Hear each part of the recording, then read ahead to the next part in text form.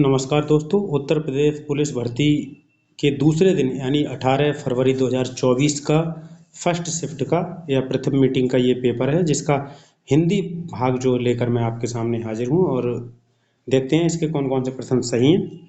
चलिए, पहला प्रश्न है, श्यामल किस तद्भव शब्द का तत्सम रूप है? तो श्यामल जो है दोस्तों श्यामला का होता है, यानी कि इसका ऑप्शन डी सही है। अगला प्रश्न है, शाखा मृग निम्नलिखित में से किस शब्द का पर्यायवाची है? शाखा मृग जो होता है, शाखा यानी कि किसी पेड़ की शाखा, शाखा पर जो विचरण करने वाला होता है उसको बंदर होता है, यानी कि इसका ऑप्शन डी सही है। अगला प्रश्न है, समुद्री जहाज जिस पर से सैनिक युद्ध करते हैं, तो दोस्तों युद्धपोत होता है, यानी कि ऑप्शन बी सही है। और अगला प्रश्न है, किस विकल्प में शब्द श्रुति सम भिन्नार्थक का सही अर्थ भेद नहीं है? नहीं है पूछा है, तो इसका जो है ऑप्शन बी होगा, क्योंकि अनल अनल मानी आग होती है। यहाँ पर देखें, अनल मानी जो अनल जो दे रखा है, यहाँ आग होना चाहिए थे, जबकि यहाँ पर पवन दे रखा है, तो ये नहीं होगा। ये पवन है तो ये नहीं होगा, यानी कि इसका मतलब ये गलत है, और गलत होने की वजह से और इसमें सही नहीं ही पूछा है, तो इसका ऑप्शन यही हो जाएगा, ऑप्शन बी, यानी कि सॉरी ऑप्शन बी इसका सही होगा। अगला प्रश्न, खिड़की खुलने से प्रकाश आएगा, इस वाक्य में किस प्रकार की अशुद्धि है? तो ये लिंग संबंधी भी नहीं है और वाक्य रचना संबंधी भी नहीं है। अब रह जाता है आपका वचन संबंधी या कारक संबंधी। तो हमारे हिसाब से ये कारक संबंधी होना चाहिए, खिड़की खुलने से प्रकाश आएगा, क्योंकि खिड़की खुलने पर भी हो सकता है, तो इसका ऑप्शन ए सही होगा। अगला प्रश्न देख लेते हैं, निम्नलिखित में से किसके नाम प्रायः पुल्लिंग होते हैं? तो भाषा, तिथि और नदी ये सब स्त्रीलिंग होती हैं। समुद्र यानी कि ऑप्शन ए जो है, समुद्रों के नाम पुल्लिंग होते हैं। निम्नलिखित में से किस शब्द का प्रयोग एक वचन में होता है? तो यहाँ पर लोग होते हैं, हस्ताक्षर भी होते हैं, रोमकूप होते हैं, यानी ये सभी पुल्लिंग होते हैं, वो बहुवचन होते हैं। एक वचन दल होगा, यानी कि ऑप्शन बी जो है सही है। अगला प्रश्न है, अलमारी में कपड़े पड़े हैं, रेखांकित शब्द में कौन सा कारक है? तो ये अधिकरण यानी ऑप्शन ए होगा।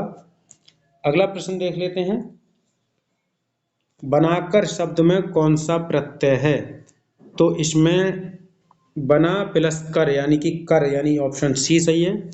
तरावट में तर प्लस आवट होगा, यानी ऑप्शन डी, तर प्लस आवट, ऑप्शन डी सही होगा इसका।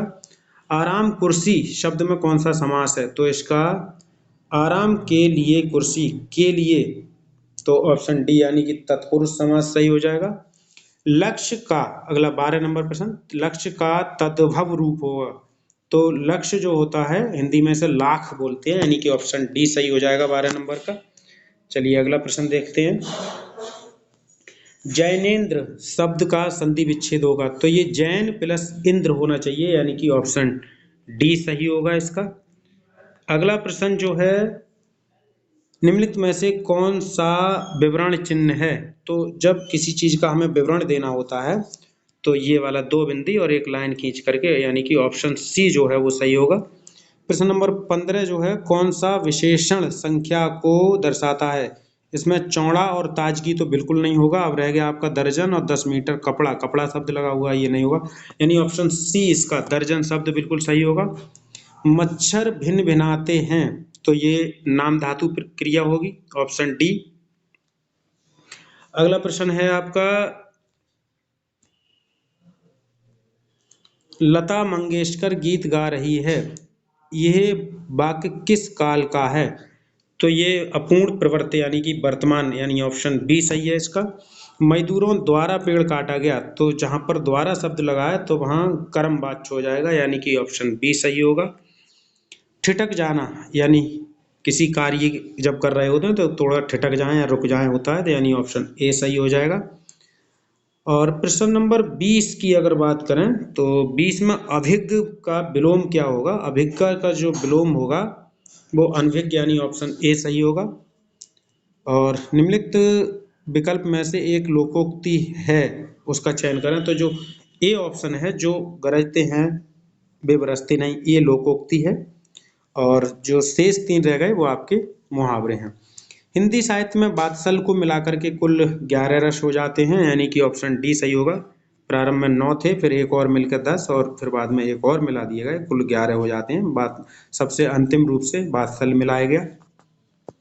चलिए अगला प्रश्न देखते हैं। अगला प्रश्न जो है, हिंदी निम्नलिखित में से संबंधवाचक, तो जो सो जिनका, ये कुछ नहीं होंगे, यानी आपको जो है यानी ऑप्शन बी इसका सही होगा। चलिए अगला प्रश्न देख लेते हैं। अगला प्रश्न, नील गगन सा शांत हृदय हो रहा है मैं अलंकार, तो जहाँ सा सम समान ये इस तरह के शब्द होते हैं वहाँ उपमा होता है, यानी कि ऑप्शन ए सही होगा। हरि शब्द का अनेकार्थी शब्द निम्नलिखित निम्न विकल्प में से नहीं है, तो हरि मानी सूर्य, सरप, सिंह, भगवान श्री कृष्ण, ये सब होते हैं।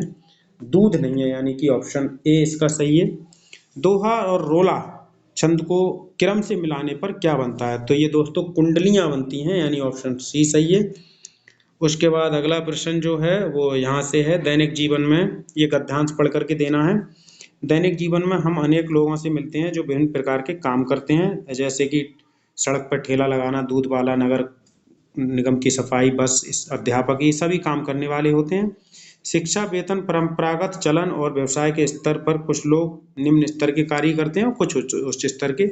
एक माली के कार्य को सरकारी कार्यालय के कार्य, किसी सचिव के कार्य से वैसे नीचा माना जाता है, लेकिन इसमें नीचे कहा गया है कि किंतु यदि वही कार्य अपनी पूरी कुशलता और उत्कृष्ट सेवाएं प्रदान करता है तो वही कार्य सचिव के कार्य से बेहतर हो जाता है।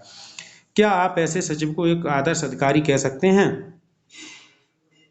जो ढिलाई बरतता है अपने काम में? चलिए इसके उत्तर देख लेते हैं। पहला है, कार्य प्रणाली में पारदर्शिता से क्या मतलब है? तो ऊपर कहा गया था कि यहाँ पर देखो, यहाँ कहा भी गया है कि कुशलता से काम करना और उत्कृष्ट सेवाएं देना, यही सही होगा। तो पारदर्शिता का मतलब जब हम काम में दृढ़ता के यानी चालाकी करेंगे या कुशलता बरती गई, ये नहीं बरती गई स्वच्छ सोच से यदि हम काम करेंगे, यानी ऑप्शन ए सही हो जाएगा। अगला जो प्रश्न है, एक माली का कार्य के बेहतर माना जाएगा, यहाँ विकल्प में दे भी रखा है, कुशलता से यदि कोई कार्य करता है तब जो है उसका कार्य बेहतर माना जाएगा। चलिए देख लेते हैं। तो यहाँ पर इनने दे रखा है, यहाँ पर ऑप्शन डी, काम को कुशलता से करे तो जो है उसका काम बेहतर माना जाएगा, ऑप्शन डी होगा इसका सही। अगला प्रश्न है, उपयुक्त शीर्षक छांटिए, तो इसका होगा कर्मनिष्ठा की महिमा, ये ऑप्शन ए सही हो जाएगा। अगला प्रश्न देख लेते हैं। अगला प्रश्न है सरल वाक्य, तो सरल वाक्य देखिए, जो हमारे ऑप्शन ए, सी और डी हैं, उनमें और शब्द लगा है, देखो ये यहाँ पर और शब्द है, यहाँ पर भी और शब्द है, और ये जो शब्द है, तो ये जो और ये जो शब्द लगे होते हैं ये मिश्रित या संयुक्त वाक्य होते हैं, जबकि ऑप्शन बी में ऐसा कुछ नहीं है, तो इसका सही उत्तर ऑप्शन बी होगा। ये जो है क्या है, सरल वाक्य है। और अगला प्रश्न है, बेहतर के लिए, बेहतर शब्द के लिए पर्यायवाची शब्द, बेहतर यानी ज्यादा अच्छा, ऑप्शन सी सही होगा। सूरसागर, अगला प्रश्न जो है, सूरसागर किसकी कृति है? ये सूरदास की है, ऑप्शन ए सही हो जाएगा। और बिहारी जो है, बिहारी हिंदी का विकास किस भाषा से हुआ है? ये मागधी अपभ्रंश से हुआ है, ऑप्शन बी हो जाएगा। बाहर भीतर, ये जो है भीतर बाहर किस तरह की क्रिया विशेषण है? ये स्थानवाचक है, क्योंकि बाहर भीतर स्थान होता है, तो ऑप्शन सी सही हो जाएगा प्रश्न नंबर 34 का, स्थानवाचक। अगला प्रश्न है कि मेघ शब्द का कौन सा पर्यायवाची है? तो ये मेघ मानी बादल होता है, और बादल यानी नीरद, ऑप्शन डी सही होगा। और अगला प्रश्न देख लेते हैं। कुल कूल श्रुति सम भिन्नार्थक शब्द का सही अर्थभेद है, तो ये कुल मानी होता है वंश और कूल मानी होता है किनारा, यानी ऑप्शन सी सही हो जाएगा। फेंक कर चलाए जाने वाला जो हथियार होता है उसे हम अस्त्र कहते हैं, यानी कि ऑप्शन डी सही होगा। रामायण के रचयिता दोस्तों वाल्मीकि हैं, कुछ लोग इसे तुलसीदास भी लगा कर आए होंगे, तुलसीदास रामचरितमानस के हैं। तो ठीक है दोस्तों, ये हो गया हिंदी का पोर्शन। धन्यवाद।